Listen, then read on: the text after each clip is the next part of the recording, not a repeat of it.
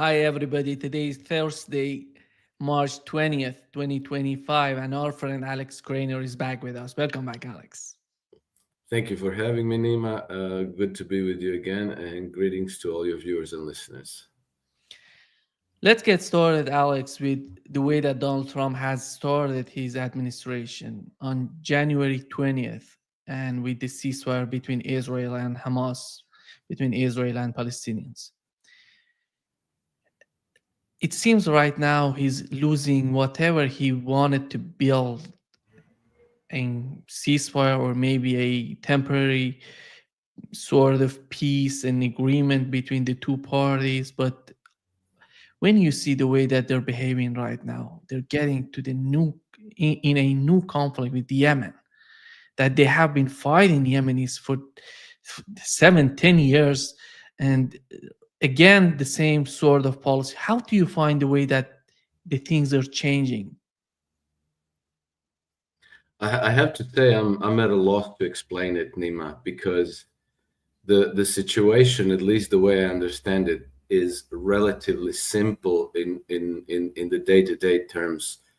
Uh, what I mean by that, of course, they're not simple at all, but what I mean by that is that the Houthis announced, they haven't taken any action, that they would be that they would close off the Red Sea to Israeli commercial vessels, and almost immediately Donald Trump um, ordered the launch of attacks on Yemen. What the Houthis were asking for was that the embargo, the blockade on Gaza be lifted, that humanitarian aid, food, water, electricity uh, flow be restored to Gaza so that the people there don't starve. That's simple enough. That's easy enough to understand. So as I see it, Donald Trump had a choice of leaning on Netanyahu and saying, restore humanitarian aid to Gaza. And that would have been the end of that. But instead, Gaza is still under a blockade. People are still starving. Netanyahu even launched new bombardments of Gaza. And the United States started bombing Yemen. So it seems beyond immoral, it seems completely incoherent, because it's the policy appears to defend a regime in Israel which is at the verge of collapsing, while at the same time they're taking extremely reckless risks to escalate the war in the Middle East completely beyond control. Because it seems that they're bombing Yemen, but the real target is Iran.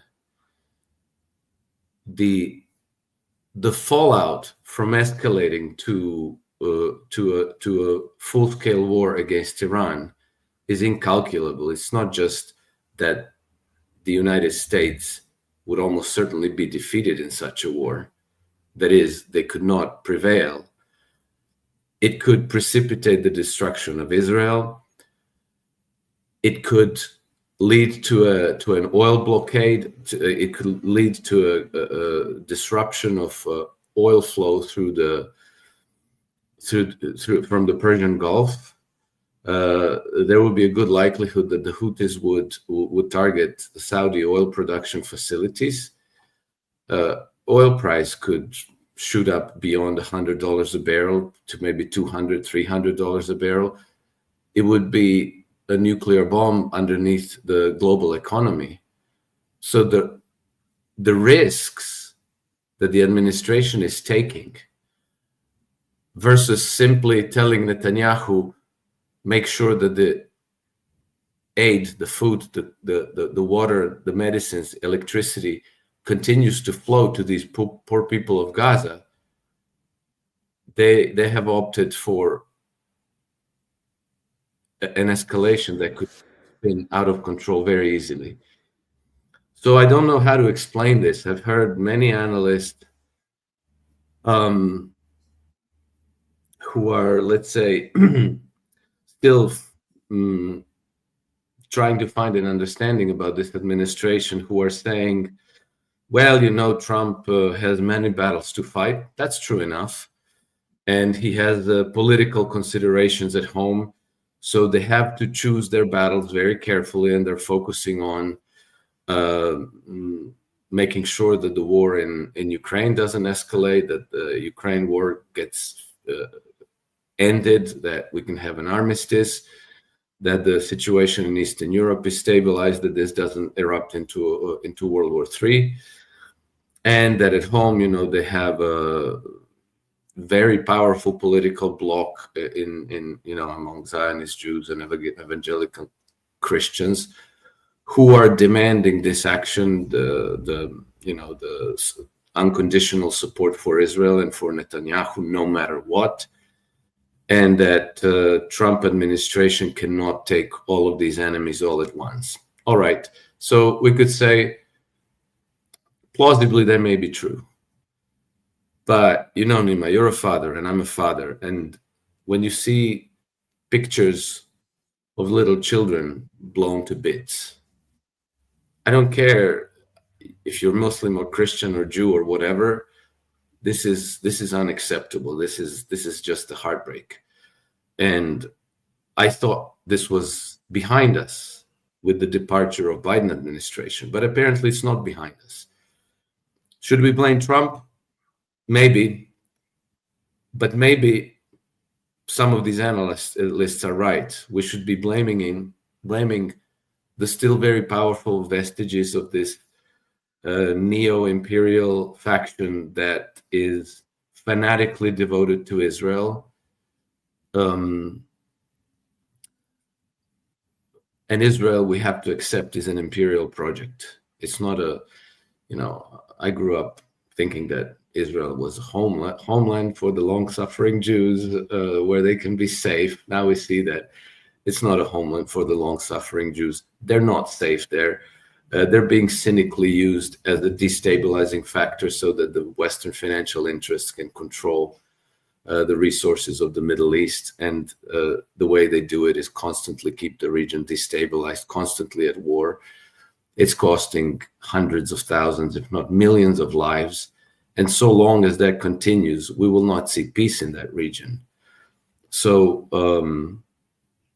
continued support for Israel in the United States and in Western Europe is one of those moments of history that we need to be able to overcome. Until that happens, until Israel is forced to make peace with its neighbor and become a normal country, whether there be a two-state solution or a one-state solution, the region will not know peace. And if peace cannot be established, then at any point in time, there's a risk that conflicts escalate beyond control. And Israel is a nuclear power. This is not a small thing.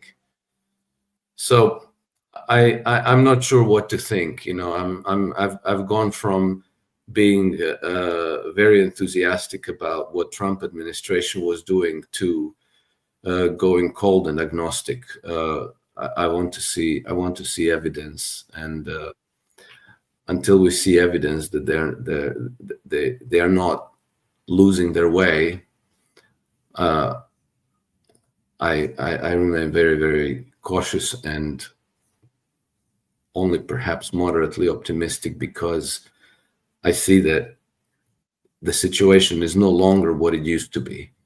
That is, Iran is not isolated anymore. Iran has full support from Russia and from China. This has to be taken into consideration. So there is probably a very strong limits to the actions that the United States can take against Iran. It's evident from the way that Donald Trump is talking about it. specifically on his main social network, he's talking about, let's separate Yemen from Iran. Let's force Iranian not to support Yemen. Then we can isolate Yemen. We can defeat Yemen. Then go after Iran. But we know that during the conflict in Ukraine, the Biden administration tried to do the same with Iran because they thought that Iran is important in terms of the conflict in Ukraine and the drones they're providing to Russia. They did the same with Iran. They put a lot of pressure on Iran during the war in Ukraine, the Biden administration, but they couldn't achieve that. Russia is a superpower. But when it comes to Yemenis, Iran knows how crucial is the support to Yemen. And we know that Yemenis, Iranian were able to help Yemenis to build their indigenous capabilities in Yemen. That they don't need Iran to provide them with everything, and they are producing them in Yemen. It doesn't seem it seems that these facts are totally ignored by the Trump administration. Yes, and the recent history is also being ignored by the Trump administration because, in 2001, they went into Afghanistan. And then in 2021, 20 years later, they were thrown out of Afghanistan solely due to the indigenous resistance from the Taliban. So, if they were not able to overcome the Taliban in Afghanistan, which is not even remotely as powerful as the Ansar Allah is in Yemen, then how on earth are you going to defeat Yemen even if you isolated them? Remember how it went in Afghanistan. And so you're going to suffer the same fate in Yemen, only probably worse, because one thing that the Taliban were not able to do, and which the Yemenis can do, is sink the American aircraft carriers. And in fact, they don't even have to sink them. It's enough to damage them. It's enough to damage their runways, their control towers, and then these become a very useless sitting ducks in the middle of the ocean.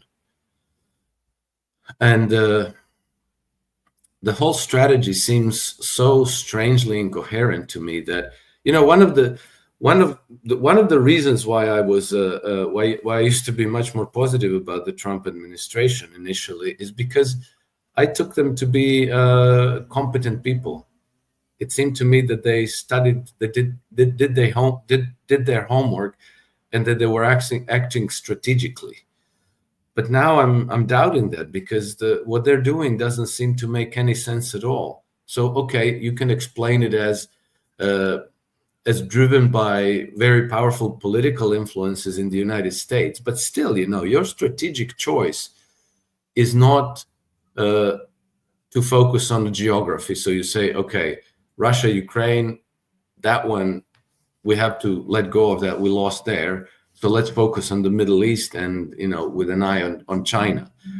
Your strategic choice is whether you're going to continue to be an empire or not.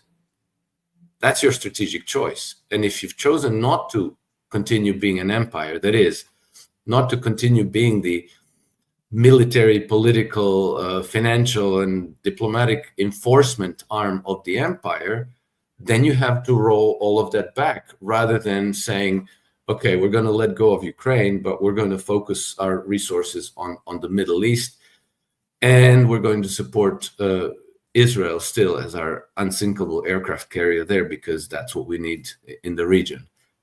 Then you're still being an empire, and you're still wasting your resources on your imperial ambitions, which again is putting your own domestic economy and your military resources and the lives of your servicemen at risk and in danger. And then you're also risking an uncontrolled escalation that is, of course, going to go disastrously wrong. So at this time, it all seems so dangerously incoherent that I'm not even sure what the next week is going to bring. I do hope that these strikes on Yemen are going to die down. Um, it does seem that they have started to move their aircraft carriers a bit farther from the reach of Yemeni missiles and drones. But they're still insisting that this is that this is Iran's doing, that Iran has to distance itself. So again, they're rather than following up on Trump's letter to the Iranians, engaging in constructive dialogue, they're again going with their "you do as we say, or else we're going to hurt you." It's still the same continuation of an arrogant, hubristic policy that doesn't go down well with anybody, and it's only provoking resistance and revolt in all of the global south and elsewhere. Alex, do you think that Donald Trump is able to start a new conflict in the Middle East? Because we know that his mindset is not this way. Here is what he tweeted in 2019. Here is what he says: going into the Middle East is the worst decision ever made. And how can we possibly imagine that when he's the president of the United States right now, he's gonna make the same wrong position, the same wrong decisions that the previous administration have made? If they start a new war with Iran, as you mentioned, that would be disastrous. But how do you see the possibilities? Is the internal policy, is the internal frictions between the Trump administration and the political parties in the United States, together with the Israeli lobby, capable of making a new war in the Middle East? Oh yeah, I think they're absolutely capable of making a new war. Escalating to war is not difficult. It's controlling what happens afterwards that is difficult, and extricating yourself that is difficult. Because if the Houthis sink an American ship, it's going to be extremely difficult for Trump to say, "Oh, that was a mistake, I guess. So we're going to back off, and we're going to try to solve this through talks and diplomacy."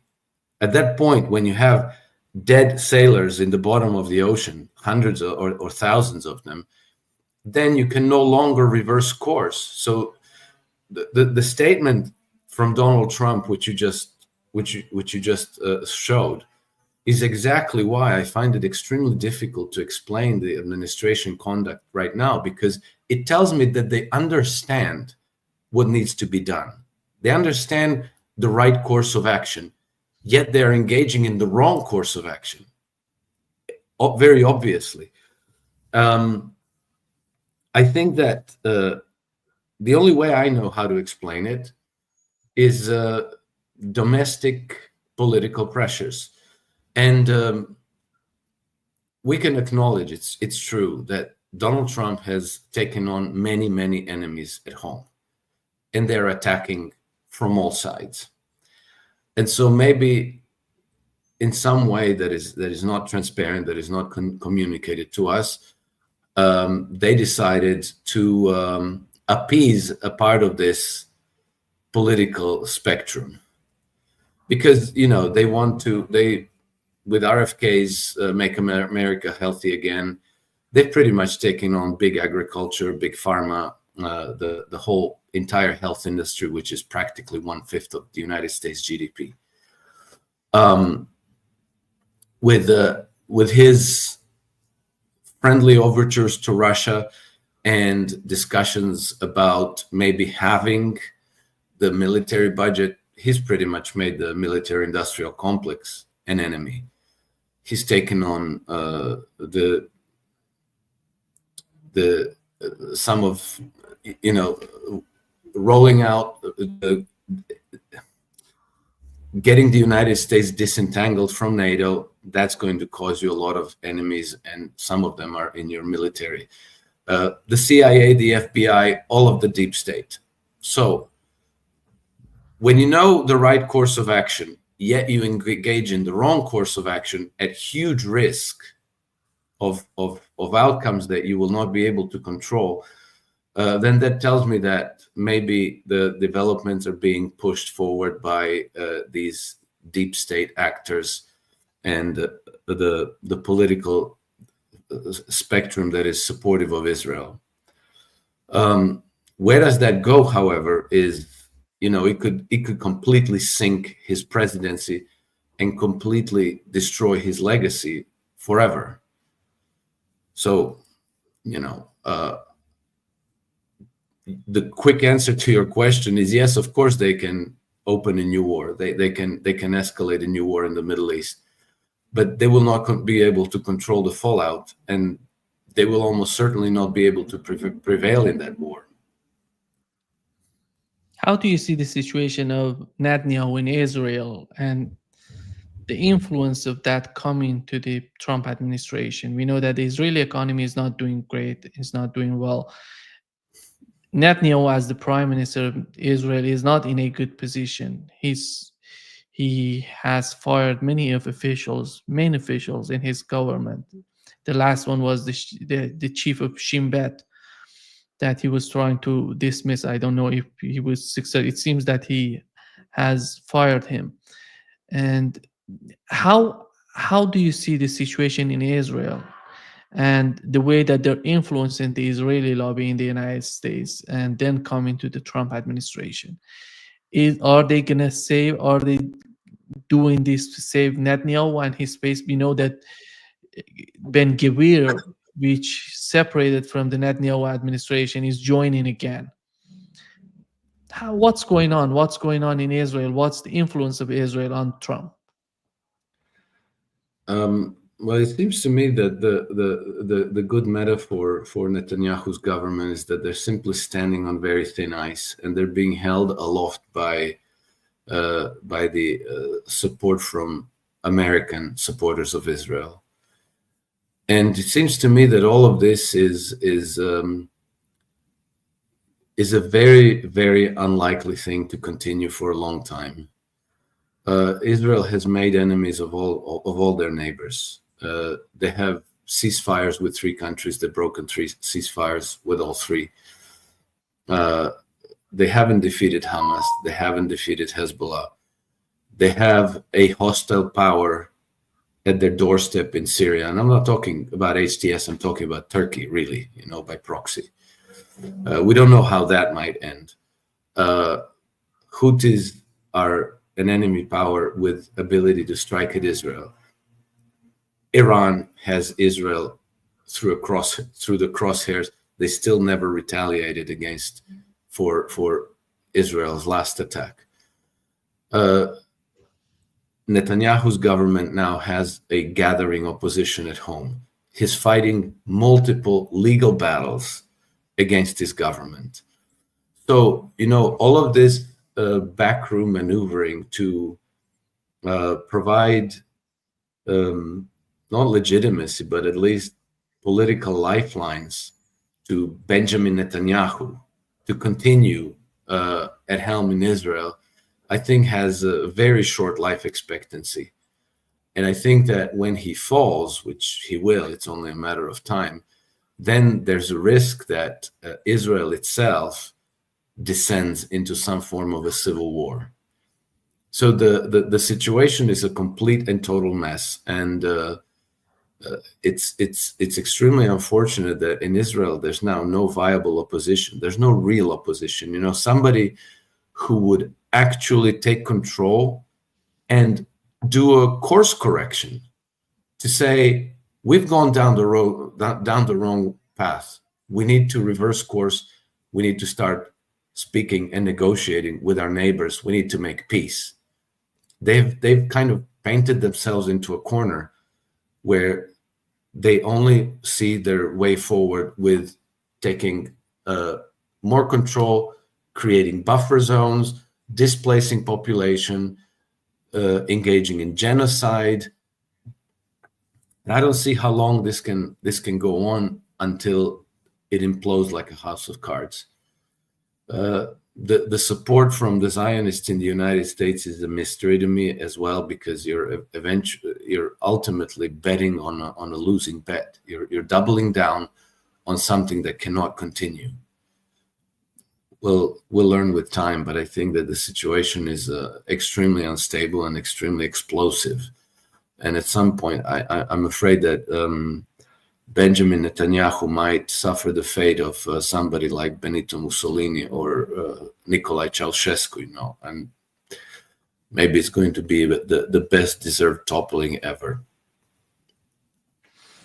Alex, the other conflict is in Ukraine, as you've mentioned, that Donald Trump is a little bit positive, more positive when it comes to Ukraine. But here is today we've learned that you see the map that shows that the American, they're trying to gather information, intelligence from the Black Sea on Crimea. For the first time in years, two manned U.S. aircraft have been seen operating simultaneously in the area.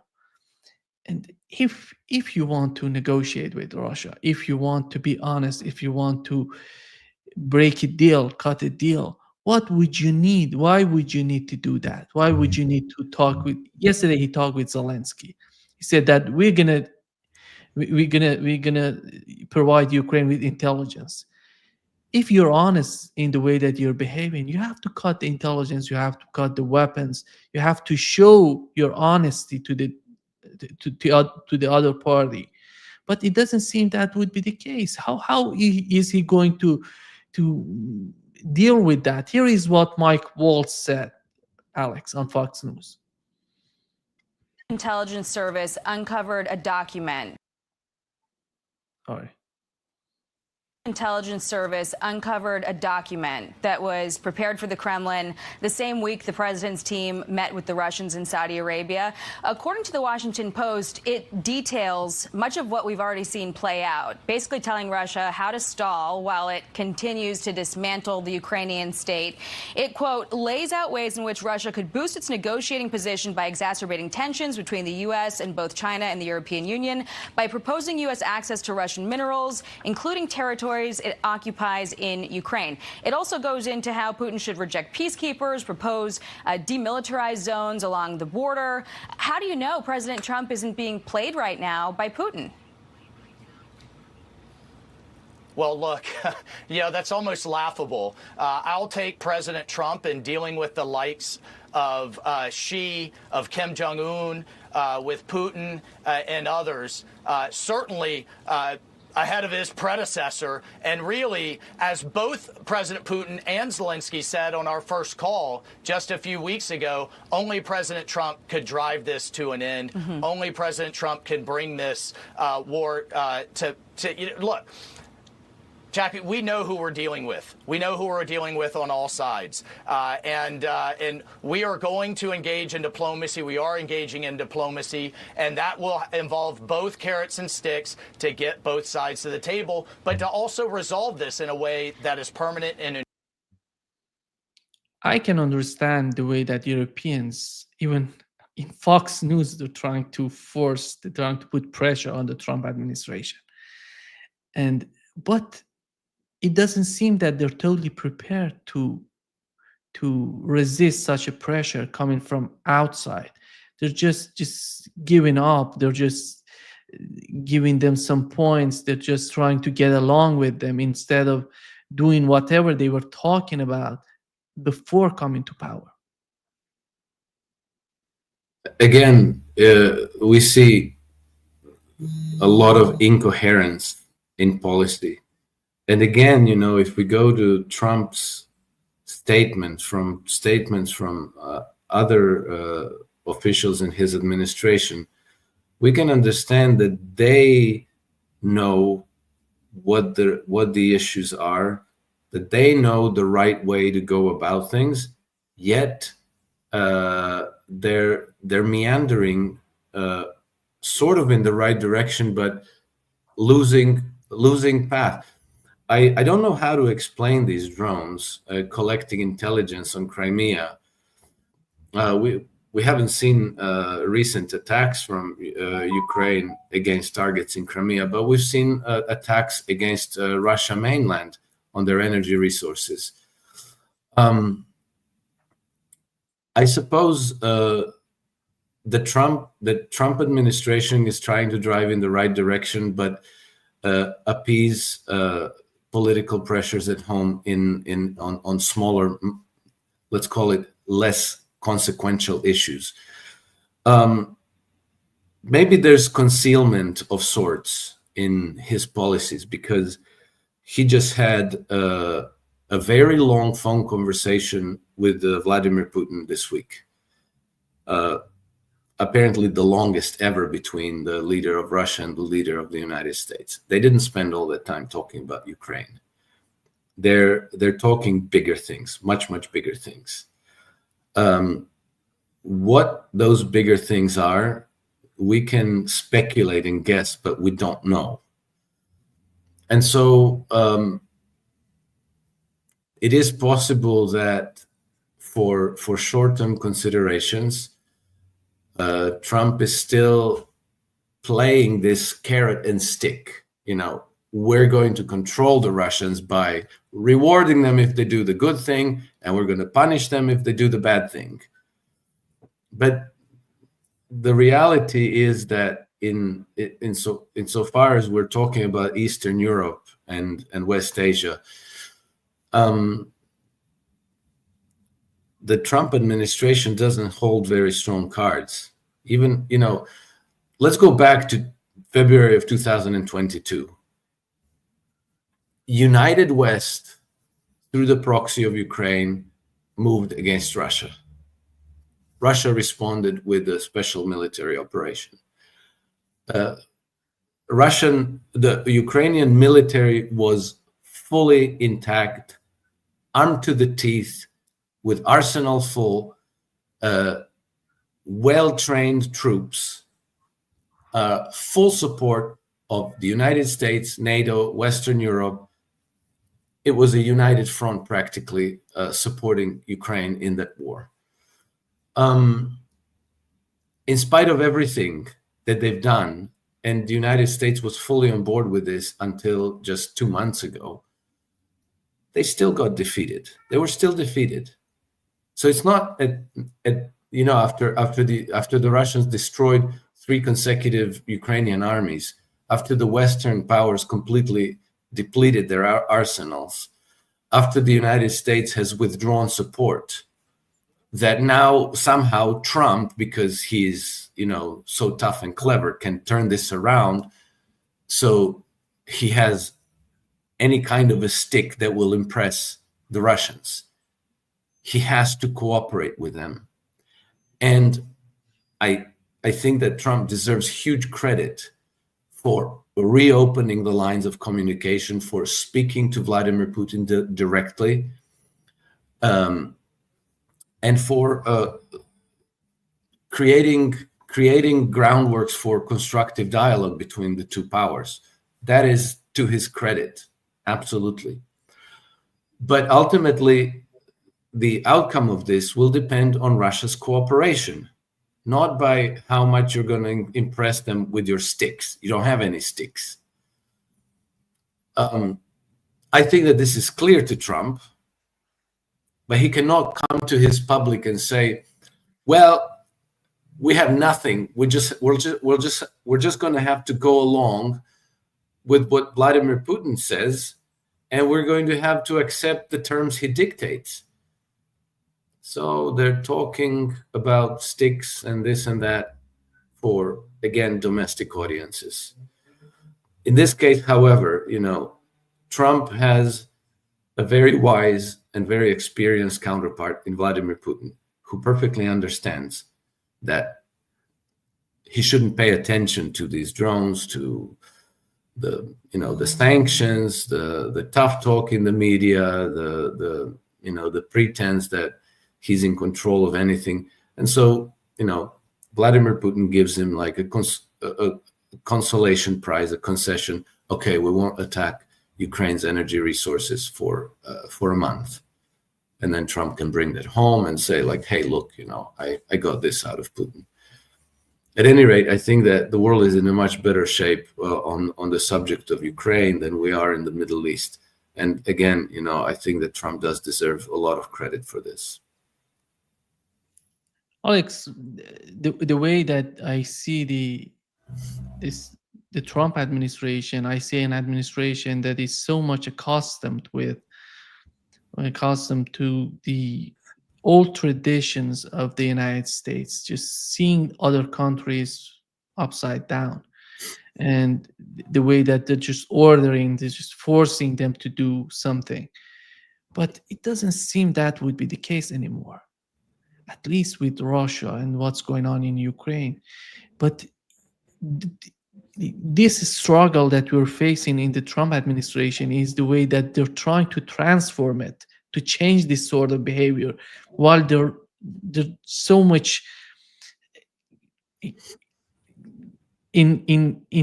involved with what has happened to the United States in the last decades, and they didn't learn how to talk, how to communicate, how to cooperate and compromise with other nations. They want just order, and just, if you do that, we're gonna do this for you. If you're not, we're gonna fight you, we're gonna break you, we're gonna destroy you. Are they gonna learn it in this administration? I don't. If they don't learn it right now, there is no possibility in the future that would help them in terms of the bigger fight, the bigger picture. Well, you see, I don't think it's a question of learning so much as it is the question of overhauling the whole American economic and political system. You see, the United States has been weaponized by the stakeholders of the Western Empire. And just as an aside, those stakeholders are always clustered around the money lending, around the global banking cartel. They have been weaponized over decades in a way by means of making their military industrial complex and their military the most powerful institutions in the country. And they haven't done it simply by creating, General Electric and Lockheed Martin and Raytheon and so on. They have made sure that they placed military contractors and subcontractors and their subcontractors in practically every important political district in the United States, so that a huge percentage of jobs in all those districts and states depend on the military industrial complex, so that their representatives, their Congress people, can always be sort of pressured and blackmailed by saying, well, if you don't do what we ask of you, we will, move these jobs elsewhere. We're going to let these people go. So there's always this Damocles sword over American public officials coming from the very extensive military industrial complex, which has been running the show in terms of conduct of foreign policy for many decades now. Since, this goes back to, I think that 1950, 1948, there was this famous NSC, National Security Strategy document, NSC 200, something like this. I forget exactly the number.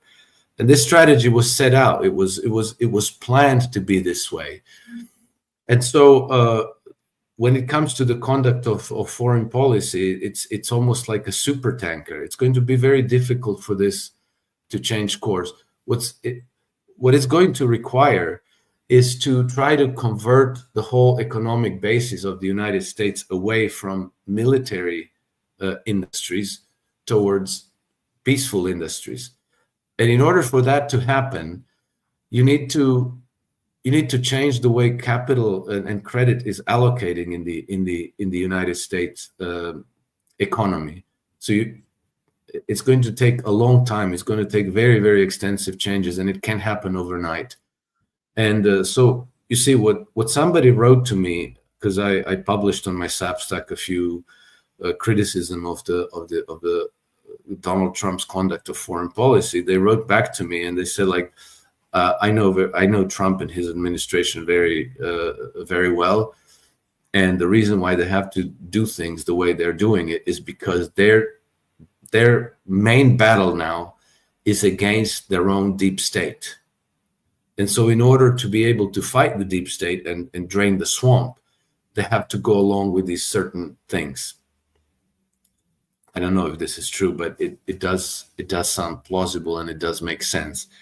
It'll be hard to, and it'll take a long time to steer this super tanker in the direction of peaceful coexistence with the rest of the world.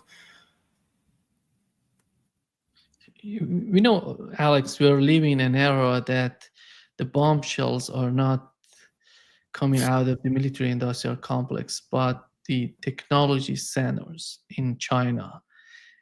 We see DeepSeek, we see yesterday we learned about BYD with the new batteries that they're capable. In 5 minutes, they're going to charge the battery for 400 kilometers. And this is a revolutionary change in terms of electric vehicles. Where is the United States in that area? They don't even have the capability to bring their astronauts back, their people back from the space. And Elon Musk should do that for the government, NASA, for whatever. It seems that they're losing in these endless wars the way that they even not caring about or capable of understanding what's going on with them. Do you think that the future for them is war, as it's been so far for many decades, or they're going to shift it at least to understand what's going on, what China is doing and what they're doing? They're just trapped, a quagmire in the Middle East, in Ukraine, while China just having everything. They're just running the show. Yeah, it's beyond me to understand. Well, the United States is on the same trajectory as every empire in history, and these developments that we are now observing are symptomatic, because the stakeholders in the empire are now practically engaged in a class war in order to preserve their privileges and their positions of power. And so you see that they are directing economic development not to where it suits the general economy of the United States, meaning the whole population, but what suits the industries that they control. And so we see that even when it comes to technological innovation, they are managing it in a way that favors always a handful of corporations, where the people who run these corporations themselves have the mindset, like I think it was Peter Thiel who said, maybe it wasn't him, but one of these people who said, competition is for losers. So they're driving at monopolies, and monopolies are never good innovators. They push development into what suits them, and eventually in a class war, what suits them is to have pervasive surveillance and control over the population. This is what we see in Europe, which is why Europe is advancing along. Their innovations are in terms of regulation and control, and now they're in this breakneck rush to roll out the digital currency, the central bank digital currency. And this is why the empires ultimately fail, because a small cabal of moneylenders and their servants in the structures of power cannot prevail over the people. What they can do, however, is destroy the economy completely. And so this is the symptomatic of the conduct of the ruling classes in every empire through history. And unless there's a course correction, the devastation can be almost total, as it was in the Western Roman Empire, where, you know, for several centuries the markets were completely destroyed. You could not buy simple things because money went away. You know, the whole society from a very high civilizational level came to the level of copper age existence and barter-based economy. If we don't correct course, we are on our way along that trajectory as well, including the United States. Fortunately, you know, the democracy in the United States is a lot more robust than it is in Europe. And, you know, the Americans have been able to democratically, through institutions, overthrow the Biden regime and install a different one with a different vision, which is obviously clear about the need to change course, but they're being attacked very, very viciously from all sides. And we see that. And I think that maybe this is what explains the incoherence of their day-to-day policies. How do you see the way that the European Union is reacting to the Trump administration? Donald Trump is not that much interested in NATO, but on the other hand, you see Europeans are doing somehow bilateral agreements, trilateral agreements, and we had between Croatia, Albania, and Kosovo a new agreement. Do they really need to rearm themselves? Is that about war? Is that about what's about who's going to attack them? Yeah, we need to rearm ourselves like we need holes in our heads, about that much. As a Croatian, I can tell you that we absolutely have no need for a military alliance with Kosovo, Albania, and Bulgaria. It makes absolutely no sense whatsoever, other than perhaps somebody's agenda to stir up a new war in the Balkans because they want to destabilize the region. And we've seen last month that the British signed a military cooperation agreement with Bosnia, which is right there in the middle. And there's been an attack on Milorad Dodik, the president of the Serbian part of Bosnia, Republika Srpska. There's uprisings in Serbia, which are very difficult for me to explain. You know, I've watched a number of podcasts by local journalists and people who are knowledgeable in the region.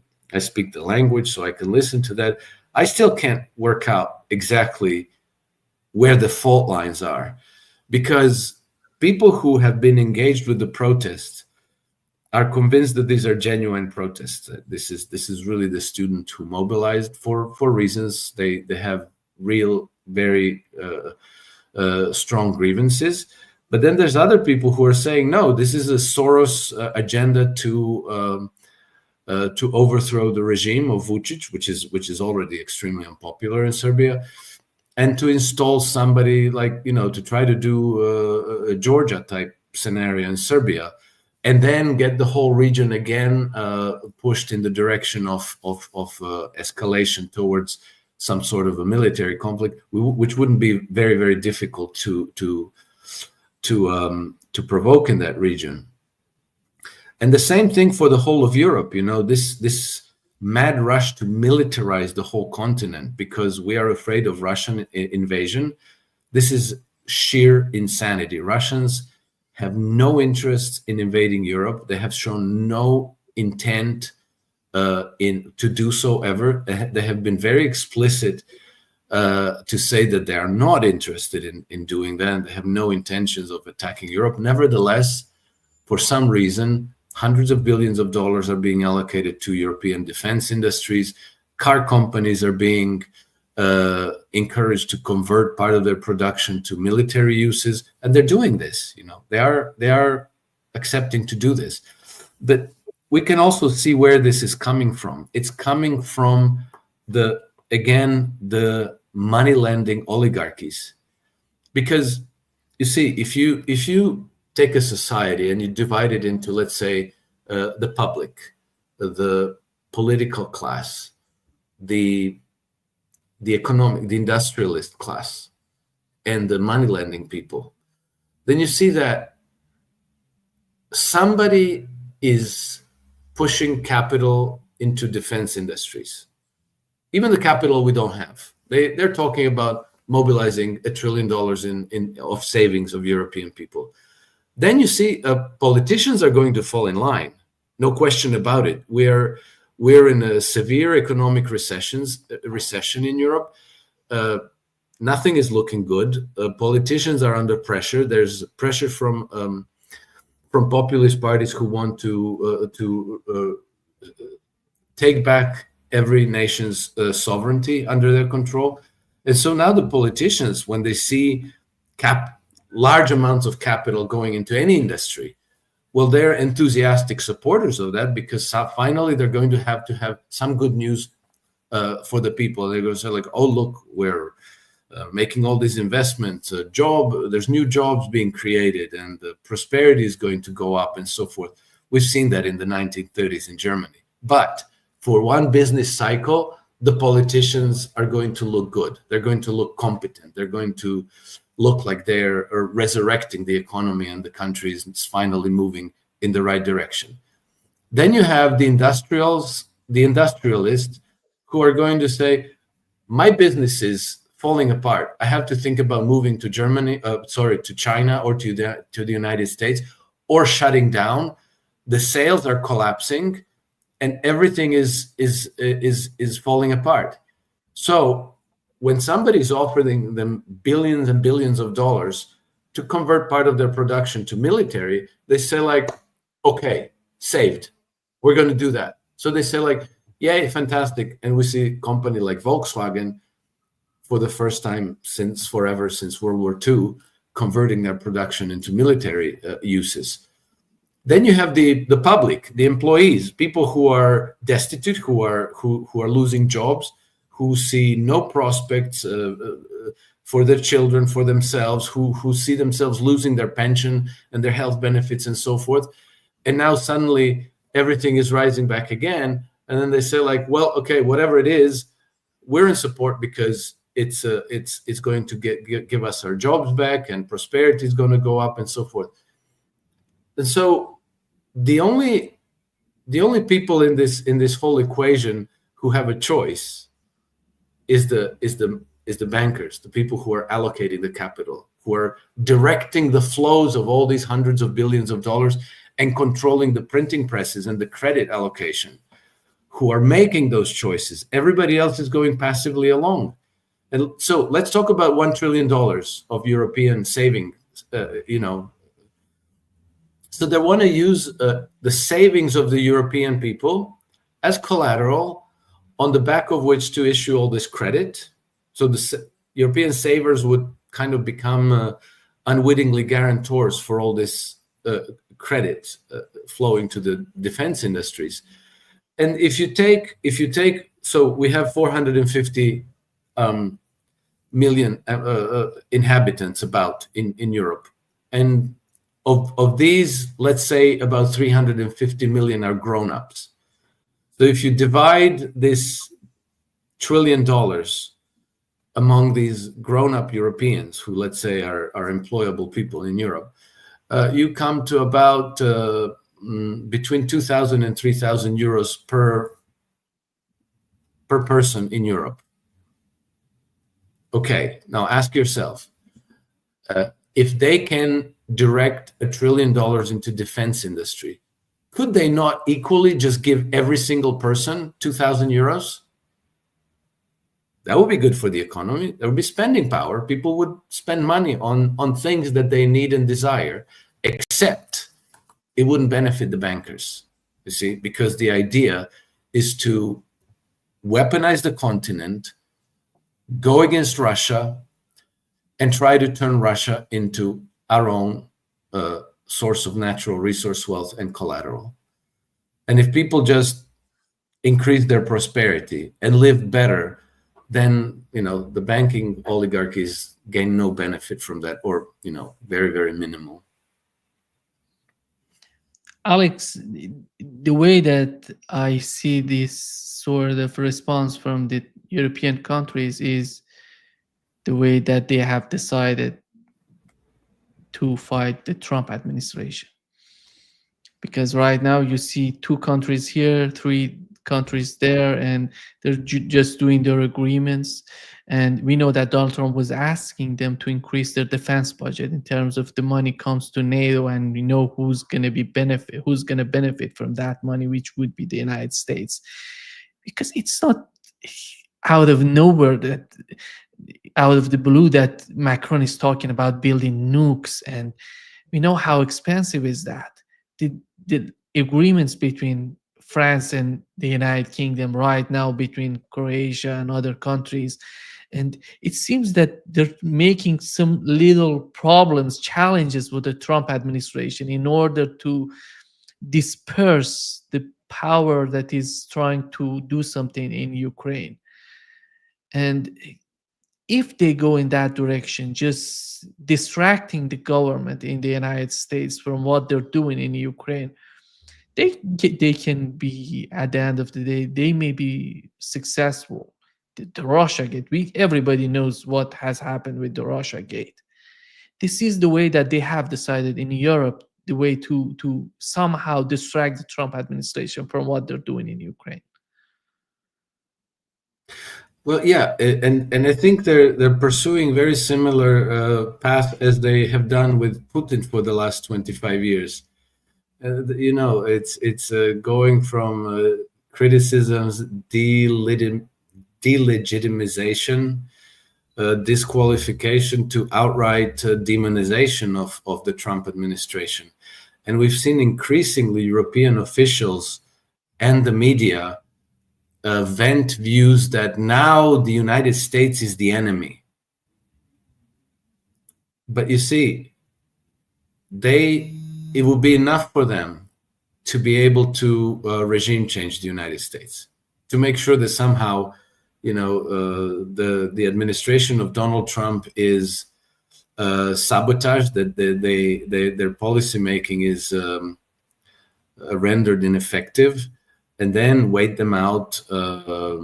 Maybe they've assassinated presidents before. JFK, John F. Kennedy, Abraham Lincoln. They've tried to assassinate Trump twice, and then maybe go back to business as usual with the United States being the main enforcement arm against any and every nation that dares to defy the Western Empire. The European leaders, people that we have in power today, are very, very low caliber people, and they're simply reading the script. We have to understand it. This is now they're barely bothering to hide it, because when Volodymyr Zelensky returned to Europe from the United States and he flew to London, and then a number of European officials, including Ursula von der Leyen, tweeted the exact same text. Something like, be proud, stand tall, blah, blah, blah, to say, we're with you, we're not with Donald Trump. But the fact that all of them published the same talking points, the same text at the same time, tells you that somebody else is writing the script. And we have to understand that this script comes from above the legitimate democratic institutions of our governments. And we can discuss how legitimate they are, but let's say they are at least the structures of government that we see and that we think are managing our affairs and running the show. But there's a higher level. And now we know it's there. And now we know that practically all the people in government in Europe, with a few exceptions, are simply their puppets. And so then we have to learn to interpret their policies and their actions and what their motivations are, what their true motivations are. I'm not talking about Ursula von der Leyen and Emmanuel Macron. I'm talking about people who hold them in employment. And this is always and without a doubt ultimately traces to the money lending oligarchies, which are, the mortar, the headquarters is the city of London, but then, France, Frankfurt, Stockholm, other centers are their satellites. This is who's crafting the policy. Thank you so much, Alex, for being with us today. Always a pleasure, Nima. I hope the next time we talk, there's going to be a bit more direction so that we at least understand a bit better what's going on around us. Yeah, I hope so. Thank you Take for care, having me. Alex. See you. Bye-bye. Bye-bye. Take care.